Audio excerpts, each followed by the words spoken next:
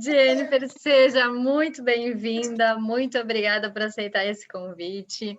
Hoje eu estou falando aqui com a minha convidada, que é a Jennifer, a Dani Mor. É a Dani que se diz? A Dani Mor. Ela é bailarina, estudante, empresária, professora, rata de congresso e palestra, estudiosa dos assuntos do feminino, é uma baita mulher, tem só 24 aninhos somente. E eu a convidei hoje para a gente conversar um pouquinho sobre tudo isso que ela faz, e a gente vai direcionar um pouquinho também o nosso tema. Mas primeiro eu queria que tu comentasse, né, essa multi-mulher tarefa aí que tu e como que tu concilia essa tua vida de empresária, de estudante, de mulher? Ai, primeiramente, eu que agradeço por estar aqui, uma grande honra, né, de estar com uma das minhas mestras nessa trajetória aí.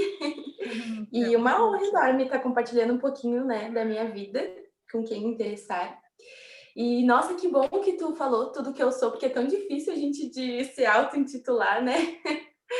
Mas tu falando agora, eu falei, caramba, eu faço bastante coisa mesmo. Essa sou eu? Ah, é.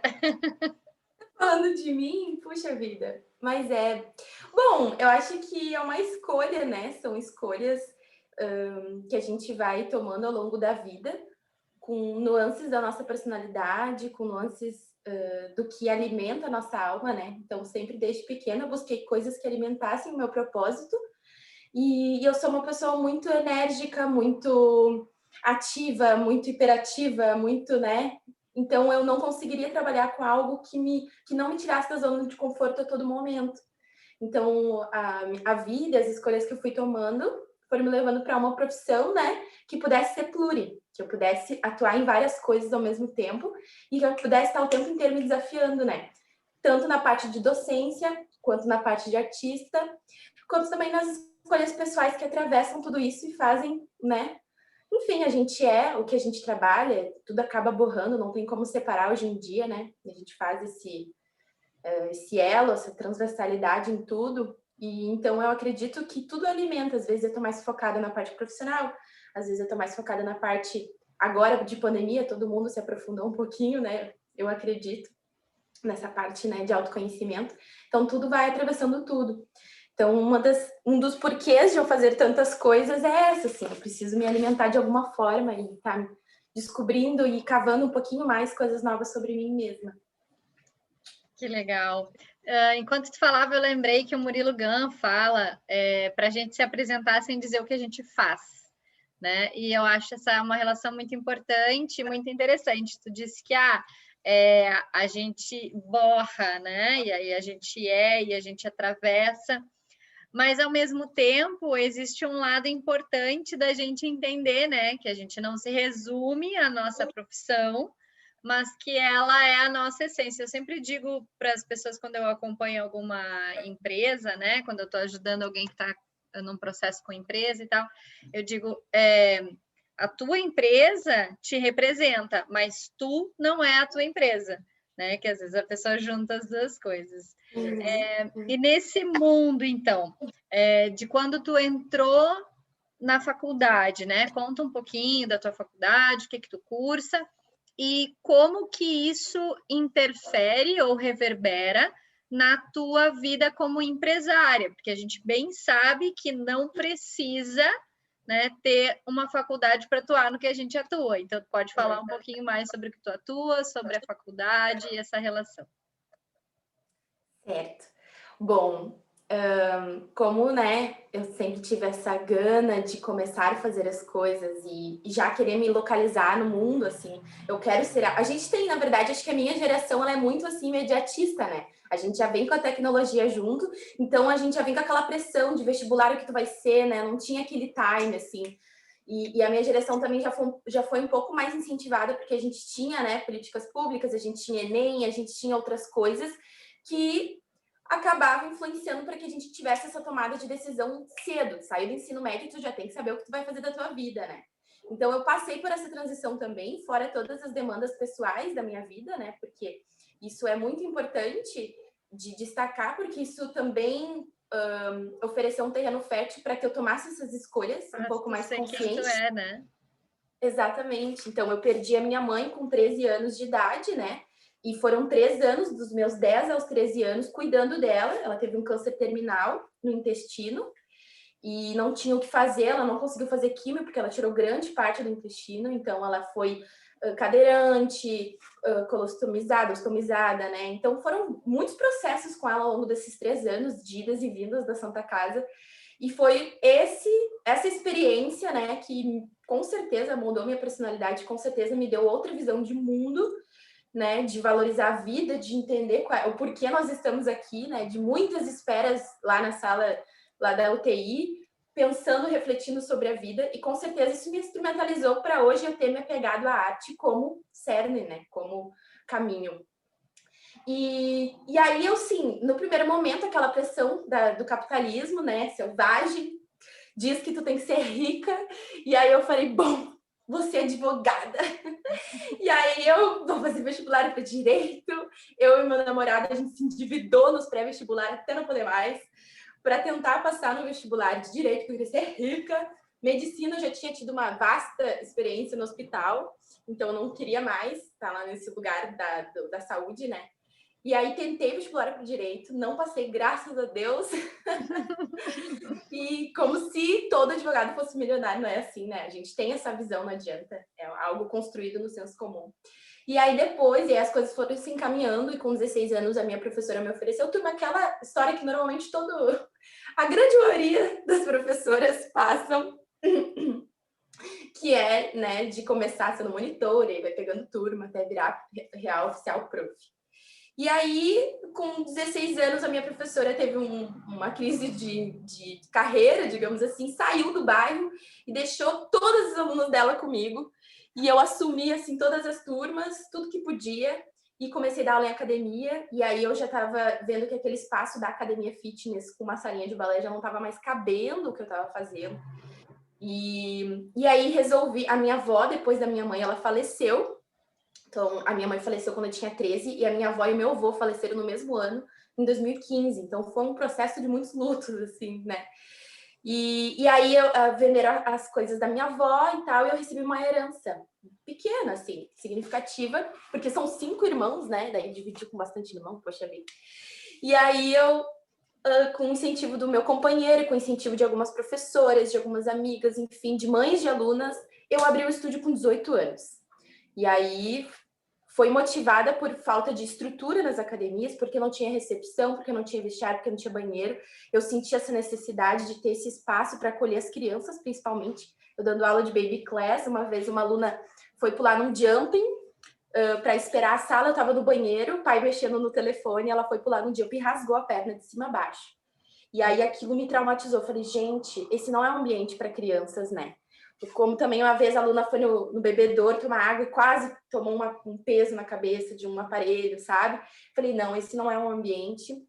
E aí foi aí que eu montei meu cantinho, que eu decidi que eu ia empreender, e aí eu falei, eu tomei uma decisão. Falei, então eu vou viver de dança, e aí fui pesquisar esse mercado, fui pesquisar graduação, fui pesquisar como que funcionava esse universo. Fiz muitas perguntas no estúdio que eu fazia aula para minha professora, me instrumentalizei, conversei com muitas pessoas, taquei na internet, graduação. E aí foi que eu fui pro Enem, fui fazer vestibular, desisti do direito. E eu falei, bom, se eu vou viver de dança, então vamos viver de dança. E aí descobri que o Rio Grande do Sul era um estado com mais graduações em dança do estado do Brasil, né?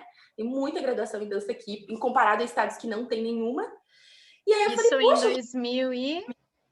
Isso em 2014. E aí eu fiz o Enem, e aí eu no Enem, né, eu passei para o FUPEL e para o UERGS, e pela URGS também passei. Então eu tive 3 opções de graduação em dança.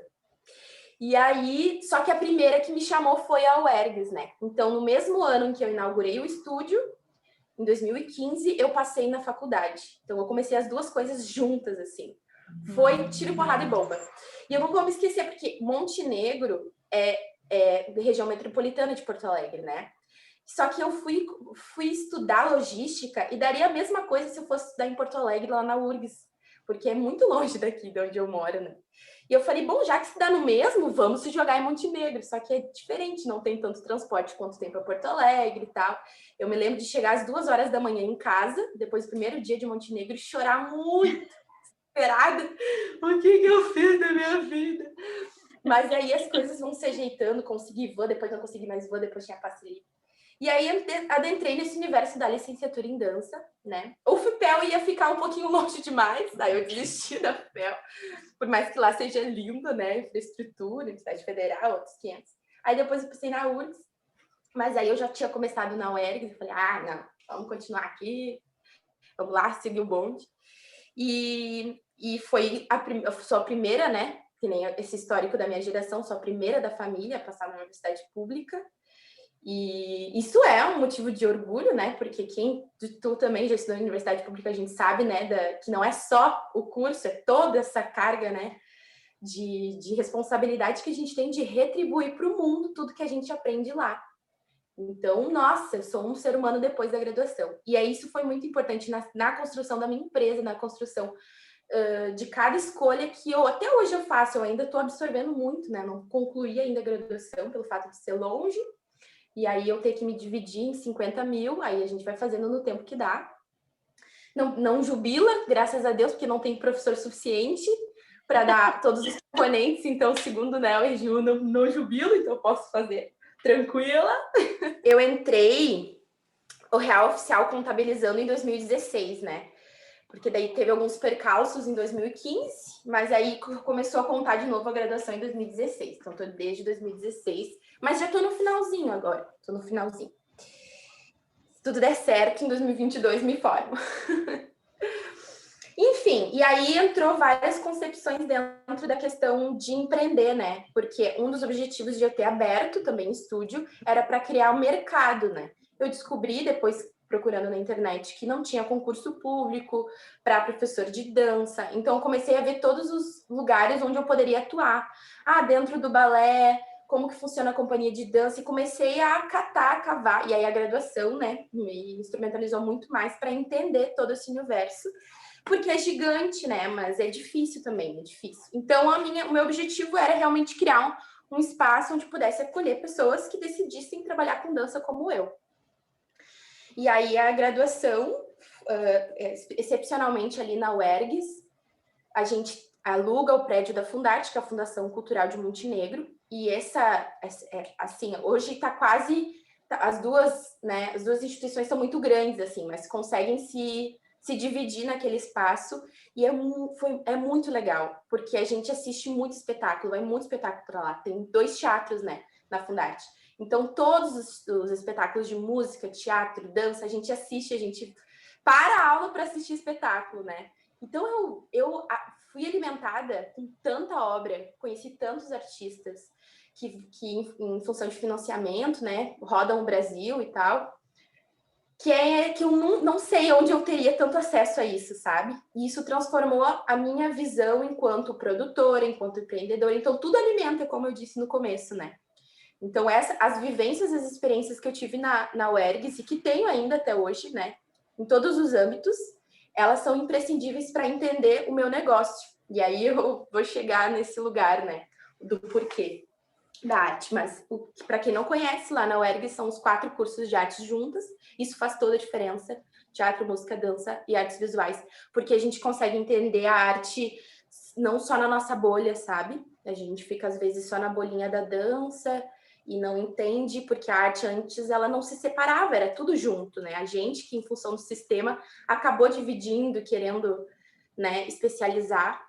E, por um lado, isso é bom também, então a gente troca muito, e por mais que poderia acontecer muito mais essa troca acontece, a gente acaba borrando, fazendo aula com o piano tocando embaixo, o pessoal do teatro gritando em cima, embaixo, depois do outro lado com uma flauta, o pessoal da dança tudo dançando, sabe? É muito legal, é um clima muito gostoso e muito único, assim, né? É uma característica lá da UX. Então, isso com certeza moldou e aborra tudo. Deixa eu te perguntar uma coisa, tu falou daí da empresa, e aí tu falou capitalismo selvagem. e tu tinha dito que tu queria ser rica. Como que tá as coisas hoje? Essa ligação, né? Eu entendi que hoje tu tem uma outra visão, inclusive sobre o capitalismo. Então, fala um pouquinho mais sobre isso. Então, é bem louco de pensar, porque a gente chega numa altura da vida, né? Que começa a ser negacionista e começa a querer dizer que tudo não, porque eu sou pobre mesmo, porque eu não vou nunca ser rica, porque eu não sei o quê. Até entender que a gente faz parte de um sistema e que para a gente mudar, né, as nuances e as características do sistema é um passo de formiguinha, né? Então, a gente precisa ressignificar muitas coisas em muitos âmbitos, né? Primeiro, entender, reconhecer de onde tu vem, entender, né, essa educação financeira que as mulheres em si não têm na sua vida, né? Então, são várias coisas que contribuem para esse enriquecimento não acontecer. Né? O contexto da tua vida, então, tem o macro e o micro que precisam ser levados em consideração. Outro ponto, né, é que a arte não é valorizada, né? O serviço de dança não é valorizado, então essa é uma construção que a parte da Jenny, diretora, precisa estudar, precisa aprimorar. Então, eu ficava sempre revoltada. Porque as pessoas não pagam a mensalidade? Mas porque nunca reconhecida, e ficava, claro, era shopping, né? Era shopping, então não entendia nada. E aí, hoje eu comecei a entender que, bom, eu faço parte desse sistema e eu preciso aprender a jogar o jogo, porque senão eu não vou realmente lucrar com o que eu quero, o que eu faço. Então, são dois âmbitos, eu digo, que eu me divido, assim, né? A Jenny artista, a Jenny professora e a Jenny empresária, onde eu jogo o jogo, onde eu entendo quem são as pessoas que eu quero atender, eu entendo meu nicho, eu negocio, e aí já vou. Isso daí é coisa que tu vai levando tapa na cara para aprender, né? E assim, dentro da faculdade de dança, a gente tem uma cadeira que se chama Produção Cultural, que é onde nos instrumentaliza para fazer espetáculo de dança, e a gente fala sobre leis de incentivo, né? E esse é um dos pontos mais que eu sinto que é um divisor de água dentro da graduação, que aí nos coloca enquanto produtores, e claro, graduação é só o comecinho, né? Depois tu que vai te virar fora, só uma basezinha, assim. Mas não tem um componente que fale sobre empreendedorismo, eu sempre boto nesse ponto lá, porque nós de certa medida, todo artista ele vai ser um pouco autônomo, né? E aí não tem lugar nenhum que nos ensine a fazer isso, não é dentro da escola, né? Nenhum lugar. Então, eu já coloquei como pauta várias vezes projetos de extensão para a gente bater papo sobre isso, porque eu não sou a única dona de escola lá, dona de companhia, enfim. Mas, na graduação, a gente tem sociologia da educação, a gente tem políticas educacionais, que vai nos dar um pouquinho de norte como funciona esse sistema em outras nuances que vão contribuir para a parte do empreender, né? E aí foi nesses componentes que eu entendendo, né, sociologia, psicologia, eu fui metodologia, eu fui começando a fazer toda essa relação para chegar, né, nesse lugar. E fora, muito curso livre, né, como o GAP, que tu já produziu, muito agora está reverberando bastante gente que trabalha com isso, querendo compartilhar sua experiência, então isso é muito rico. Muito fui atrás de perguntar, mas deu certo contigo, não deu certo contigo, que sistema que tu usa? Eu sempre fui muito curiosa, então fui perguntando, mas por que não dá certo nesse ponto? Eu falei, porque eu não fazia direito. E fui estudar administração, né? Então, sou técnica de administração também, para entender esse lugar da minha parte no sistema. Então, hoje eu tô numa fase transitória, assim, né? Onde eu tô entendendo o meu papel da minha empresa, coisa que com 18 anos eu não tinha nem noção, né? Então, hoje estou entendendo o papel na minha empresa, estou entendendo o que eu preciso estudar para prosperar, sabe? Entendi que depende unificamente de mim e da minha equipe, sabe? E antes eu ficava com aquela coisa, mas ninguém valoriza, ninguém isso, ninguém aquilo, sabe? Isso acontece muito com o pessoal da arte, porque não adianta a gente esperar essa consciência, porque não foi uma sociedade educada a ter essa consciência, então faz parte, né? E tu falou em valorizar agora, e tu tinha falado antes em valorizar a vida, né? Que foi um grande aprendizado que tu teve com a morte da tua mãe. E aí eu vou complementar, eu anotei 3 frases assim na sequência: valorizar a vida, entender a arte, valorizar a arte. Eu acho que existe um caminho em cada uma dessas frases, mas na verdade elas também se somam, né?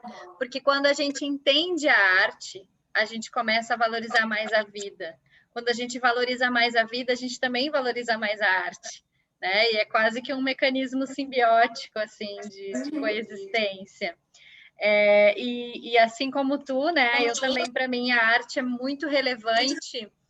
E hoje eu não consigo entender como existem pessoas que vivem sem ela, né? Ou que não têm um olhar para ela. O que tu acha que falta para a gente valorizar mais a arte, a gente enquanto sociedade, né? Não eu e tu, mas o que tu acha que a sociedade precisa entender para passar a valorizar mais a arte? E eu vou colocar um plus aqui, uma segunda pergunta. E para o artista se valorizar mais também? Eu acho que tem dois âmbitos, né, de resposta, digamos assim. Um é que no nosso contexto aqui, na nossa bolha, né, desse lugar de onde eu falo, eu sinto que a gente não tem repertório, né? Eu sempre vivi na dança, sempre dancei no balé. Nem vou falar dança. Vim do balé, dancei o balé com uma professora, até entrar na faculdade e ter um choque, dizer assim, ó, puf! Como eu falei, recebi espetáculo de teatro, que eu saí assim, meu Deus, preciso de uma psicóloga. Como tiveram espetáculos como o do Matheus Brusa, que eu até comentei uma vez contigo, que eu saí de um êxtase assim inexplicável. Eu saí de lá querendo abraçar todas as pessoas que eu via na minha frente, sabe? Então, eu nunca tive acesso a esse tipo de arte, né, de espetáculo. Claro que tem bilhões de arte, de possibilidades de arte que convivem com a gente, né? Eu considero Netflix um tipo de arte também, né? Eu considero pequenos vídeos na internet um tipo de arte também. Mas essa arte efêmera que acontece no aqui e agora, a gente é muito, muito, muito, muito... como que é a palavra? A gente é muito carente dessa arte, sabe? E isso não é culpa da gente, é culpa de todo um sistema que não entende, que não proporciona, onde começa lá na escola, né? A gente tem arte dentro da escola. E normalmente quem trabalha o teatro, ou a dança, ou as artes visuais, nem são professores especialistas nessas áreas. Eu fiz o meu primeiro estágio na escola, dei uma oficina para professores na minha escola, numa escola que eu me formei no ensino médio, inclusive, trouxe os meus colegas lá de Montenegro, de Sapucaia, Esteio, não sei o que, para cá. Então, era um estágio multidisciplinar, onde eram um de cada área, ministrando uma oficina. E aí, perguntamos, né, quem é que ministra as artes visuais, que normalmente o componente de arte, né, é artes visuais. E aí, era a professora de biologia, para cumprir a hora, ou era professora de matemática para cumprir a hora. Então, essa consciência é muito precária, né? Não existe professor especialista, não existe concurso. Então, é uma relação estrutural que começa por aí. Então, nós não temos os professores que estão ali não entendem a importância da arte, né? E quando ministram arte é só para encher a morcilha, digamos assim. Então, começa lá nessa base, né? E aí a gente vai subindo, e aí entra para as escolas e estúdios de dança, e é muito difícil a gente sair dessa bolha, porque normalmente, né, tem outras preocupações, está preocupado com outras coisas, né? Os diretores, escolas de dança, a gente tem os boletos, a gente tem a administração, a gente tem todo um negócio para gerir, e normalmente a apreciação em arte fica, né, em segundo plano. Assim, só quando se tem esse tempo para se dar conta, tem um espetáculo ali no Teatro da Cidade, quem sabe a gente leva todas as alunas, né, para assistir. Então, hoje eu sinto que está um pouquinho melhor em função dessa tecnologia, dessa troca, dessa rapidez, mas eu ainda não vejo, assim, grandes escolas mobilizarem grandes ações de apreciação, né? E aí isso acaba chegando nesse lugar de valorização, né? Não entendo, mas eu sinto que falta uma profundidade, eu sinto que falta esse time que também está muito relacionado com a sociedade acelerada que a gente vive, né? Então, a gente está muito na moda, entre aspas, essa questão da meditação e tal. Tem muito a ver também com esse tempo que as pessoas não têm saco, digamos assim, de ver algo que não faz sentido, né? Então, por exemplo, às vezes tu vai pegar uma coreografia, um espetáculo de dança contemporânea, e aí o racional quer que tenha um motivo, o racional quer que tem uma narrativa, porque está acostumado com os espetáculos de balé com início, meio e fim. E aí olha aquilo e não presta atenção em si, não presta atenção no que aquela obra reverberou em ti. Não presta atenção se teu corpo suou, se teu corpo se incomodou, não presta atenção se coçou a cabeça, se deu vontade de sair correndo. Não, quer que aquela arte sirva para alguma coisa que faça algum sentido para ti, né? Então, isso está muito relacionado com também essa questão do celular. Então, tudo entrelaça tudo. E então, é um processo que eu sinto que não vai acontecer de trás para frente. Pode ser que sim aconteça, mas a gente precisava mexer lá na grande base, na grande estrutura, que começa lá na escola, né? De ter professores especialistas em arte para estar propondo, porque foi essa experiência que eu fiz com esses professores da escola que eu me formei, de fazer a oficina para os professores, eles estavam todos no conselho de classe, saía um grupo de professores do conselho e ia para a oficina, ia trocando, né? A gente teve professor que chorou, a gente teve professor que abriu o coração, a gente teve professor que teve vontade de fazer um curso de arte, né, para tentar se instrumentalizar mais para dar, né? Foi muito rico. Eu dando aula para os meus professores sobre isso, né? Então, talvez falte um pouco mais dessa vontade de sair desse automático, de sair dessa repetição, de aprofundar mais as coisas, de estar um pouquinho mais na presença. Porque a arte, todas elas, provocam esse estado de presença, né? Que é o que falta hoje em dia. Então, agora eu vou trazer uma pulga. Quando tu falou em arte, eu lembrei da política de pão e circo. E aí eu lembrei do capitalismo. Então, eu fiz uma relação, tu falou, é mais antigo. Eu acho que é mais antigo ainda, né? E aí tu falou, o Netflix é um tipo de arte, com certeza, né? Ali tem toda a arte do cinema, e do teatro e de tudo que é desenvolvido ali dentro, das artes visuais, enfim, para produzir. Mas, assim como na política de pão e circo, né, isso acabou sendo usado de uma outra forma. E aí, essa questão que as pessoas não têm tempo é justamente isso, né? Elas não têm tempo para valorizar a vida, para viver o presente, porque todo mundo tem tempo de assistir um Netflix. Né? Então, que tempo é esse que as pessoas não têm? Isso é que elas não conseguem assistir o Netflix para fazer uma crítica para aquela obra que eles estão assistindo, né? Para o que isso está querendo me dizer? Não, elas só querem se anestesiar, né? Elas só querem deixar aquele tempo passar. E isso, para mim, né? Não sei se tu concorda ou não, está muito ligado a essa visão, essa estrutura capitalista, né, onde um ganha e os outros ficam ali só fazendo tempo e trabalhando para mim. Então, essa valorização, ela vem de berço, né? Assim, ela vem dos nossos antepassados, de coisas que nos colocaram para ver. E hoje a pessoa ela deixa a arte em segundo plano. Quando a gente fala de escola, né, a gente sabe que a criança ela faz balé ali por um tempo ou outra atividade, né? Infelizmente, via de regra, ela vai entrar no balé, mas ela faz ali a aula de dança quando ela é pequena, e aí quando chega ali 7, 8, 9 anos, a mãe quer botar no inglês, aí não pode mais pagar o balé, aí ela precisa fazer alguma coisa que vai capacitá-la para o futuro, para que ela seja produtiva, né? Então, aí a arte ela deixa de ser essencial, né? Ou talvez nunca tenha sido, mas ela deixa de ser algo significativo para ficar em segundo plano, é para desestressar, né? E ela não é para sentir, ela não é para viver. O que tu pensa sobre isso? Então, eu tenho um exemplo que acopla todos os nossos pensamentos, né? De como é uma grande estrutura, assim. Por mais que, como uma vez eu te disse, é difícil de lutar contra o sistema, enquanto vê a arte como utilitarista. Precisa de um sentido. Eu preciso que essa arte me renda alguma coisa. Eu preciso que o balé traga algum benefício, porque senão não vejo sentido em colocar. Isso na educação infantil é muito latente, né? Que é a base. A educação infantil é o começo de toda a sociedade, né? Então, para início de conversa, dentro das escolas de educação infantil pública, não tem nem concurso para professor de dança, então eu não consigo nem chegar lá. Nas escolas de educação infantil privadas, se a gente for pensar nos projetos que as professoras precisam todo mês desenvolver, não é nada mais do que isso que a gente está falando. Elas precisam dizer para os pais que algo está sendo ensinado para elas, Então, se a gente for pensar que aquela criança, só o fato dela escovar os dentes já é uma revolução na vida dela, a gente não estaria preocupada se ela conhecer os continentes.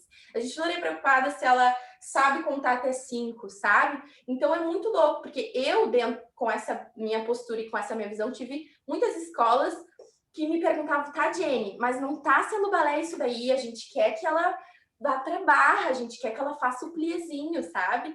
Isso é muito louco, porque eu tive que procurar instituições que tivessem coordenações, que tivessem dimensão no que eu faço, sabe? Eu tive que criar um material didático, quase formativo para coordenação e para direção, para elas poderem entender a minha linha de raciocínio. Porque eu tive uma coordenadora que parava e ficava olhando aquelas coisas, tudo correndo, tudo... que é muita gritaria, porque os pais vão ver na câmera. Eu falei, isso faz parte da minha proposta de aula hoje. Hoje a gente vai trabalhar vocal, diafragma, né? Então, foi um trabalho minucioso de anos para fazê-las entenderem que eu não estava preocupada com o resultado naquele momento, que eu não vou pedir para crianças de 2 anos dançar coreografia, sabe? Então, foi todo um exercício de rebolado, assim, dessa expectativa que a gente tem que lidar, desde a estrutura da escola, da coordenação da escola, que está muito preocupado com aquele pai que vai cobrar, porque ele paga por aquilo, quanto os pais que cobram e estão vendo nas câmeras que não está acontecendo o que eles querem, quanto a estrutura do sentido de toda uma educação, né? Educação e arte. Então, eu consegui hoje, eu trabalho com baby class dentro de estúdios de dança, trabalho com balé infantil dentro do meu estúdio, porque esse é um lugar que eu fermentei para isso, mas dentro de escola eu já consegui mudar para dança criativa, né? Que é o que contempla o que eu sinto que socialmente não dá conta, sabe? Essa expectativa. Porque, que nem uma vez a gente conversou, se a gente está falando de dança, associa a arte, e da arte já associa o balé, e daí do balé, sabe? E aí já cria toda uma expectativa para aquilo acontecer. Então, quando essas expectativas não são atendidas de forma rápida e racional, não serve. Então, claro que a Netflix tem todo um trabalho, que nem eu sou da arte, né? Sou toda, nossa, já tô com esse olhar treinado, porque tenho esse repertório que me baseia para isso. Mas o meu companheiro, ele não é, ele é então ele tem uma visão totalmente diferente da minha. E a gente estava assistindo uma série, eu falo, gente, que fotografia incrível, olha essa trilha sonora, olha só, bem aterrada. E ele ficava me olhando assim, tá, mas não tô vendo nada disso que tu tá vendo. Então não é culpa dele, ele também não foi estimulado, ele também não teve escolas, professoras que talvez tivessem essa noção. Então é toda uma escadinha, sabe? Eu, por exemplo, já propus para 2 escolas que eu trabalho, deixa eu dar uma oficina para as prof. Deixa eu dar oficina para as prof. Eu tô trabalhando com bebês agora, né? As 2 escolas pediram para eu trabalhar com bebês. Eu falei, Jesus! Aí eu já falei, eu vou fazer um material, vocês mandem para os pais, porque isso não é aula de dança. Isso aqui é uma vivência, vai ser o nome da aula. Porque senão já cria expectativa e já quer que o bebê engatinhando vá dançar no palco, entendeu? Então é essa expectativa que é trabalhada o tempo inteiro e que a arte, às vezes, ela não vai contemplar essa expectativa, ela não vai te oferecer o que tu quer. E aí esse estado de presença de tu entender que se não gostei, faz parte. Uma maior prova disso é o final de Game of Thrones. Não sei se tu já viu Game of Thrones. Nossa. Então, dando um spoiler aqui, o final foi assim, ó. Todo mundo ficou... Como assim? Foi, assim, decepcionou toda uma geração de Game of Thrones. Porque o final não foi o que a gente queria. Foi, tipo assim, surtou, o personagem surtou, matou todo mundo, e a gente ficou... Mas não ficou a série inteira batalhando, pelo contrário. Foi contra todos os valores dela. Mas aí eu, com esse olhar, assim, né, já tendo cadeiras de gêneros dramáticos, as eletivas do teatro, pensando, bah, eu entendi. É esse lugar da expectativa. Eles não precisam atender as expectativas do público. Era o final da série, sabe? Uhum. Então, é muito esse lugar, assim, dessa construção toda capitalista, porque a gente tá, né, nele, a gente vai ter que saber lidar com ele, vai ter que saber desconstruir ele, saber o lugar de cada coisa. E eu acho muito, muito essencial a gente falar sobre isso, porque as professoras de balé, que são novinhas, estão começando sua trajetória, ou seja, a Jennifer de 16 anos que dava aula na educação infantil, porque eu já dava aula na educação infantil antes de abrir estúdio, né? Não tem noção dessa construção social, não tem nem ideia que aquele estereótipo que ela está reforçando, que aquela exclusividade para as meninas, o que ela está fazendo? Ela nem sabe que ela é um tijolinho nessa cadeia gigante, ela não tem nem dimensão do que está acontecendo ali. Não é culpa dela, ela não estava pronta para aquilo acontecer, né? Eu não estava pronta com 16 anos para dar aula. Eu estou olhando os vídeos, as fotos, eu falei, meu Deus, o que eu tô fazendo? Né? E aí entra naquele lance da profissionalização, daí já entra num outro lugar, né? Esses dias eu salvei um vídeo aqui para mim, e aí o nome do vídeo é alguma coisa tipo Samantha judiando das crianças, sabe? Porque eu olhei aquele vídeo e pensei, meu Deus, pobre criança. E eu não tô fazendo nada ilegal, assim, sabe? Eu tô fazendo algo super normal dentro do balé, principalmente. E aí... Fala. Não, só contribuindo com isso, eu acho que uma das maiores transformações, maiores movimentos de transformação que aconteceu para isso mudar, para Jennifer de 16 anos, Samantha não se sentirem dessa forma, é a gente começar a compartilhar, né? Porque há um tempo atrás, quando eu comecei, eu não via curso, eu não via material disponibilizado, eu não tinha nem noção de artigo, né? Hoje eu pego uma professora novinha e dou artigo para ela ler, mesmo que ela não tenha profundidade, eu dou para ela ler, dou para ela refletir, né? Então a gente tem um acervo muito maior do que antigamente. Antigamente, os professores de balé não vão partilhar, não vou fazer nada. Hoje, esse partilhar com certeza vai mudar, vai transformar as próximas gerações de professoras a ressignificar esse olhar. Quando eu perguntei em que ano que foi que tu prestou vestibular, foi porque tu falou, porque o Rio Grande do Sul tem a maior quantidade de universidades. E daí eu pensei, quando eu prestei vestibular, não tinha nem faculdade de dança aqui. Eu prestei em 2004, né, o vestibular, e a Universidade de Dança, a Faculdade de Dança abriu na URGS em 2008, porque eu lembro que eu estava saindo e ela estava abrindo a primeira turma. Mas aí, voltando ao que tu estava falando agora... A UERGS tinha desde 2002, viu? É verdade, tinha o UERGS, tem toda a razão. Tinha tecnologia, para tu saber disso. Verdade. Tinha o UERGS e eu achava inviável para mim, em função do deslocamento e da vida que eu vivia, né? Claro. Mas é isso aí, por isso que na minha cabeça não tinha. Tá certo. E aí, olha só, falando nisso, né, em universidade, nessa entrada na universidade, falando em professoras que estão começando, falando na academia em si e até o quanto ela é distante da empresa, né, do negócio, do microempreendedor, porque para ti ela é muito próxima, porque tu está vivendo as duas coisas ao mesmo tempo, né? Para mim foi bem separado, assim, por mais que eu lecionasse durante todo o período que eu cursei a faculdade, eu fui abrir efetivamente a minha escola quando eu terminei a faculdade. E aí, essa coisa de não ter materiais, né? Até hoje, assim, para mim isso é uma dor, porque quando eu publicava na época, não ia direto para o repositório, né? Então, tem coisas que eu escrevi, e daí eu fico pensando assim, vai ver, tinham outras pessoas que estavam escrevendo também e que também não foram publicadas, né? A gente não... Hoje até tem como achar, mas na época não tinha como saber. E não tinha, né? Na minha época não tinha absolutamente nada. Essa foi uma das minhas grandes questões. Vou produzir materiais, vou trazer. E, no entanto, quando eu abri a escola, eu me distanciei da universidade novamente, claro que com outro olhar já, né? E até para a formação de professoras que vieram depois de mim. Hoje eu tenho 2 professoras que foram formadas por mim, que estudam, né, na área e que trabalham comigo e hoje são sócias. Então, obviamente, é um outro olhar bem diferente do que eu vivenciei, e tu também, né, no caso. Mas, assim, o que fica, então, de dica, de alerta, de recomendação para a gente aproximar essa professora de balé que está começando, ou que quer ensinar, e, por favor, né, não só balé, todas as áreas, todas as danças, da academia, né? Qual é essa relação? Eu sei que tu é muito defensora de que as professoras estudem dança, e infelizmente é uma eu ouso chamar de falha, mas eu sei que é parte do processo, tá? Mas é uma falha do sistema a gente não ser obrigado a ter a faculdade de dança para lecionar dança, assim como tu é obrigado a ter uma faculdade de odontologia para ser dentista. Então, o que que tu deixa assim nessa...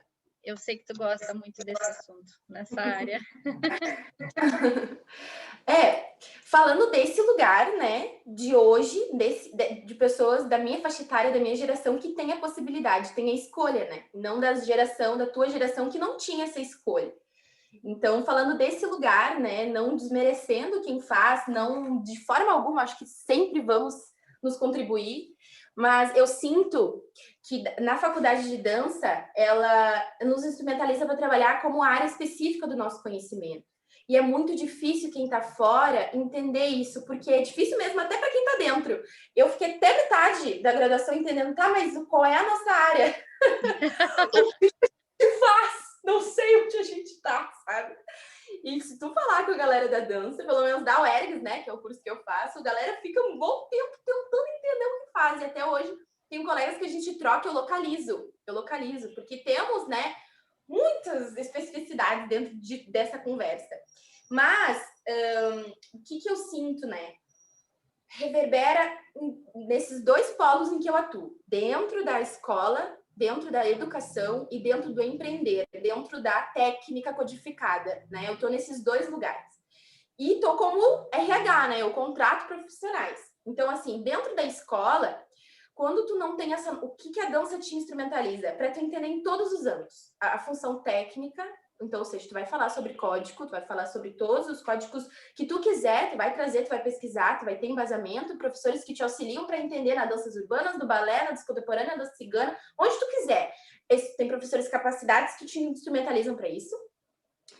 Dança na igreja, né? Tem muita gente da igreja que vai para a graduação em dança e, nossa, é muito, muito bacana. Tem uma amigona que se formou, né, que trabalha toda com essa relação cristã, né? Tem espaço para isso. Tem da candomblé, tem tudo, né?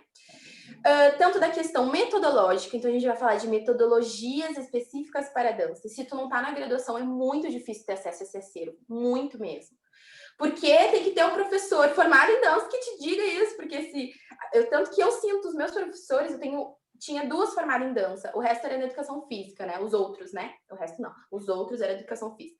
E era difícil para os próprios professores formados em educação física tentar instrumentalizar, porque os professores de dança tinham que ficar, coitadas, né? Dar conta de todo esse material que elas têm acesso, não que os outros não tenham, não é isso, mas é diferente, né, de vivenciar. Então, tu vai ter acesso metodológico, vai pensar sobre essa técnica, vai ter essa nuance social, né, específica, voltada com esse olhar miradinho para a dança. Então, tu vai falar lá da questão das pedagogias do Vygotsky, do Wallon, tu vai falar de Freud, tudo pensando na dança. E isso, pensa, toda a cadeira, tu vai estar pensando no teu fazer na dança. Então, isso, toda aula tu sai assim, ó, né? E tem algo muito precioso, que é onde bato na teclinha e eu sinto muita diferença, que é os conteúdos específicos da dança. Então, a gente vai falar de dramaturgia da dança, a gente vai falar sobre coreografia. E aí, nos espetáculos de dança, eu falo de topografia, de topologia, eu falo de tempo, começo a trazer outras metodologias, pego nas reuniões de professores e vou fazer eles experimentarem algumas abordagens somáticas em aula, e aí fica aquele pânico, assim, meu Deus, que coisa de louco, né? Então é muito doido, porque a gente vai falar de balé totalmente topográfico, linhas, colunas, bolas, organização e tempo, e aí é difícil, porque eu tenho que acabar capacitando aquela professora que não tem acesso a esse material, porque não tem a graduação em dança, tem a graduação em outra área, não tem nem noção daquilo, essa é a área específica, né? E se para mim, que estou na graduação, já é muito pouco, é só o comecinho, só a pontinha da Seiberg, imagina quem não vai passar por essa experiência. Então, vai acabar. Se não tem essa relação, dessa noção macro, né? Se não passou por estágio em escola, porque precisa, né, ir lá para a sala de aula, dar aula no ensino médio para alunos de dança, nessa perspectiva, para entender, lá para o início da nossa conversa, para entender que é na base, lá na raiz do problema. Por isso que não vai ter pessoas apreciando, por isso que tem pessoas do teu bairro, a tua vizinha não vai prestigiar o teu espetáculo, porque não foi ensinado a apreciar. porque, né? Então, para não repetir padrões, para não ficar só reproduzindo o que tu aprendeu, para tu sair da caixinha e criar um senso crítico, um senso de criatividade, de criação, né? Porque a gente se torna criadores na graduação em dança. É muito interessante porque prova a gente só tem nas cadeiras de anatomia, cinesiologia, fisiologia. E no português, no inglês, porque nas cadeiras específicas de dança é tu botar a cachola para pensar. Tu dificilmente vai fazer prova, né? Porque como é que tu avalia a arte, como é que tu avalia a coreografia, né? Então é muito louco, assim, a gente se apropria daquele conteúdo, tem que passar pelo corpo, tem que atravessar o corpo, e cada corpo tem uma experiência, cada corpo tem uma vivência, tem pessoas que vão fazer 50 mil anos de balé, tem pessoas que vão entrar sem experiência nenhuma em dança, e aí como é que faz? Né? Na UERGS, porque tem universidades que fazem a prova específica, tem que ter experiência, né? Então é muito doido, porque se tu não tem essa noção do todo, da tua área, do teu campo de atuação, como é que tu vai empreender nisso sem, né, ter esses recursos? Como é que tu vai liderar uma equipe sem ter toda essa noção? Né? Vai dar certo, claro, tu vai encontrar os teus caminhos, em cursos livres talvez possam estar tocando nesses assuntos, mas a graduação, ela vai te possibilitar que tu seja especialista naquela área, que tu tenha a responsabilidade de entender. Hoje eu sei que nas minhas alunas que entram no balé, pelo estúdio, eu tenho a expectativa comercial, né, do produto que eu tenho que entregar para os pais, o Baby Class, o Tutu, o Pacurri, eu preciso entregar isso, porque é isso que eles estão buscando. Mas eu também preciso entender que é uma criança que precisa trabalhar toda uma perspectiva de vida. Aquela criança, ela tá lá trabalhando todo seu engatinhar, tá reconhecendo o seu corpo. Talvez essa criança não tenha subido em árvore, talvez essa criança more numa casa minúscula e não tenha essa noção de espaço, sabe? Eu preciso que essa criança se reconheça no mundo, preciso que ela salte, deslize, enrole, torça, sabe? Todos esses potenciais é essa noção global, né? E aí, quando tu não tem noção disso, porque quem me deu essa fala foi a graduação, tu acaba só repetindo e não pensa, não cria alunas com senso crítico, né? Hoje eu tenho aluna de 5 anos de idade que ela olha e pergunta, tá, mas é nível baixo ou nível alto que tu quer? Sabe? Poxa, sabe? Então, assim, em todas as esferas do teu trabalho, né, vai reverberar, vai pensar. E com certeza foi dentro do estúdio, pelo fato de eu ter estúdio, eu sempre fui com esse olhar curioso, né? Eu digo, é muito triste, às vezes tem colegas que não estão dentro de sala de aula, que não estão dentro de estúdio de dança, que não estão fermentando, botando em prática todo o seu saber. Isso faz toda a diferença. Mas também é toda aquela relação da gente, da sociedade, de que é tudo imediatista, que é tudo para ontem, né? Não dá tempo para esse processo. Então, se tu não tem sala de aula, se tu não tem estúdio, vai fazer aula, vai buscar no teu professor o que será que ele estava pensando, né? Qual é o sentido do sequenciamento daquela barra de balé clássico, por exemplo? Por que ele começou com o grand plié? Por que ele terminou com um exercício de grand jeté? Sei lá, sabe? Por que ele começou nessa estrutura? Por que tem que ser sempre assim? Por que tem que começar a aula alongando? Ou por que tem que começar a aula aquecendo? Então, tudo é do olhar que tu parte, né? Tudo é a forma que tu olha.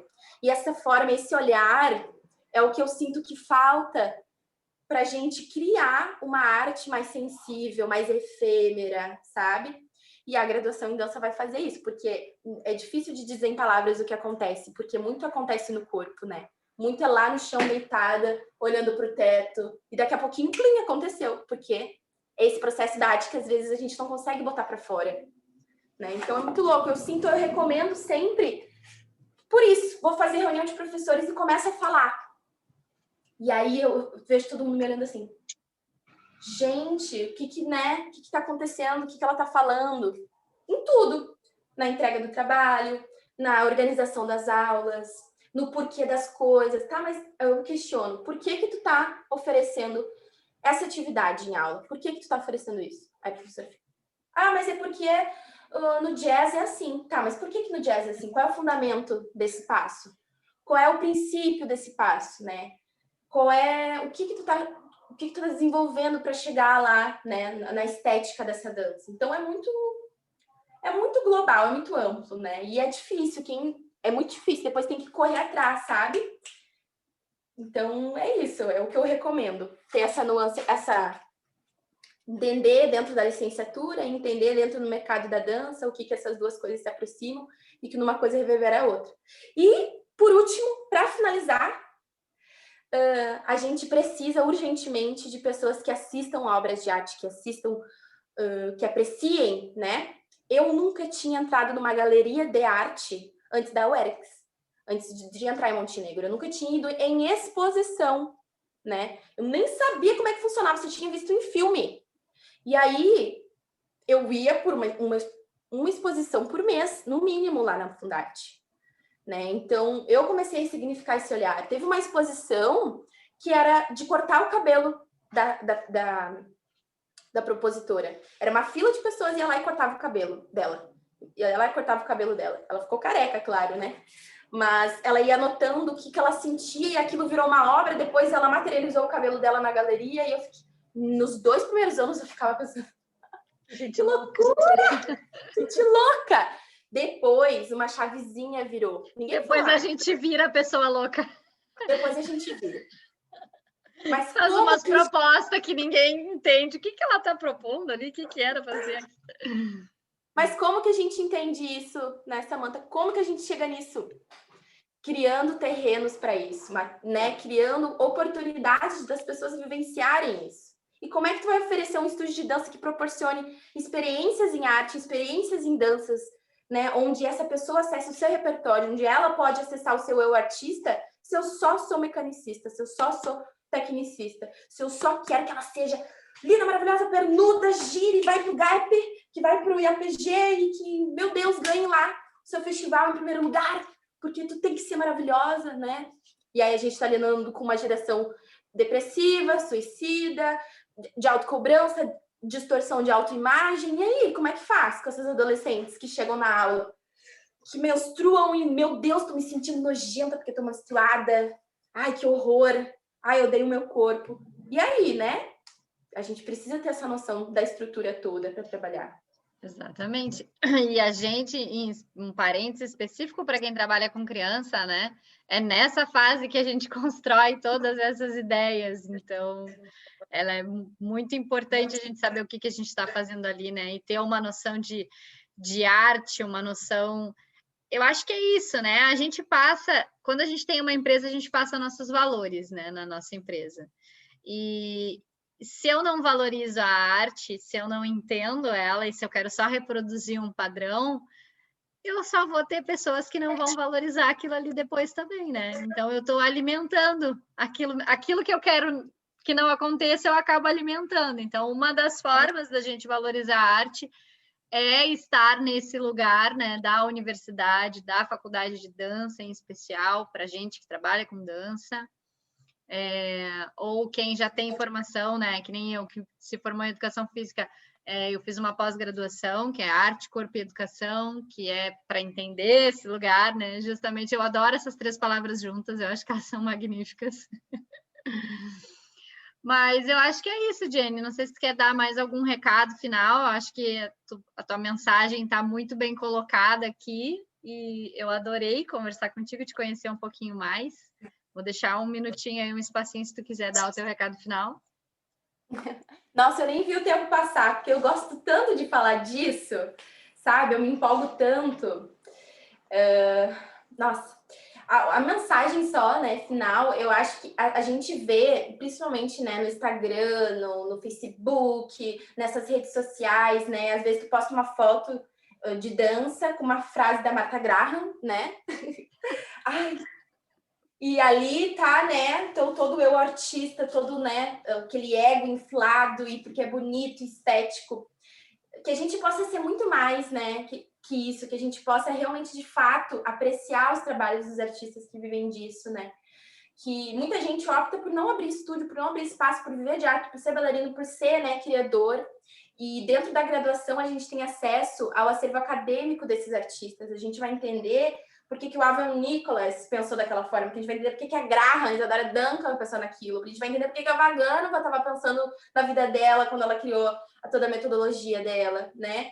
Então, que a gente aprofunde, né? Que não fique nessa superfície, porque vai chegar no final e a gente quer que o teatro lote, e aí o teatro não vai lotar. E aí a gente vai se dar essas contas, né? Ou a gente vai querer cobrar um valor de mensalidade e esse valor não vai ser valorizado. Por quê, né? De onde é que vem isso? Claro, tem toda a questão estratégica, comercial, mas também tem essa base da arte que não é reconhecida, que não é apreciada.